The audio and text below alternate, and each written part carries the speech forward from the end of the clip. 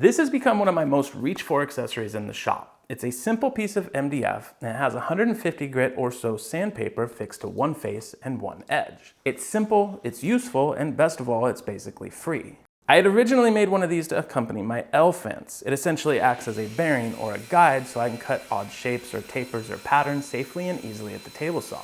But after a while, I discovered it works really well for a few other things around the shop as well. So here I want to straight line rip or joint one edge of this board. If I run it through the saw the way it is, I run the risk of it rocking and moving at some point throughout the cut. So instead, I slide the piece up to the fence and lay the MDF on top of it, tight against the fence, sandpaper side down, and bare edge to the fence. Now when I run it through the saw, the fence references the MDF instead of the crooked edge, and the end result is a perfect straight line rip.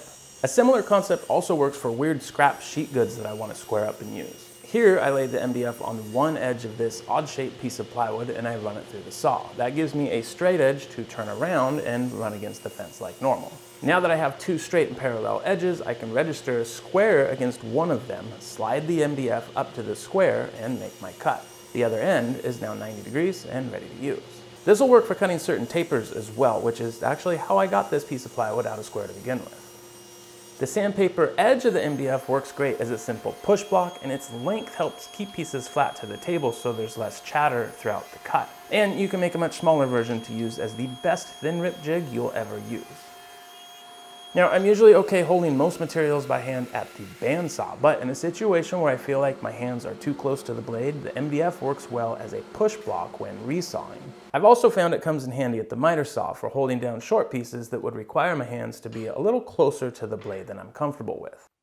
It works best by putting an offcut under the MDF to elevate it a little closer to the same height as the material that I'm cutting, but it does a great job of holding the material perfectly still while I make the cut.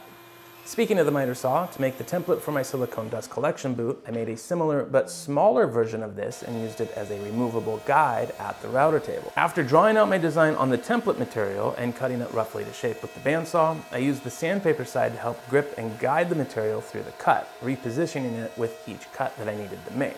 I also use a larger one on occasion to help guide larger pieces when I'm at the router table. It works as a great replacement for my push pads when I realize I left them at the joiner, which is the other place I found it to be useful in a pinch when I realize I've left my push pads at the router table. Now, some of you are probably wondering what size to make something like this, and I would just say, really, it's all just up to you. A good place to start is to use 3/4 inch material for its strength and stability, and make it about as wide as the smallest distance you're comfortable getting your hands between the blade and the fence of your table saw. In my case, this is about 3 inches wide, but to each their own. And of course, you can make it however long you think you need to. I usually use spray adhesive to attach the sandpaper, but I've also used double-side tape in a pinch as well, especially if it's a one-time use case. Anyways, easy to make, easy to use, convenient for multiple things in the shop, and really it's basically free. Doesn't get much better than that. We'll see you guys in the next video.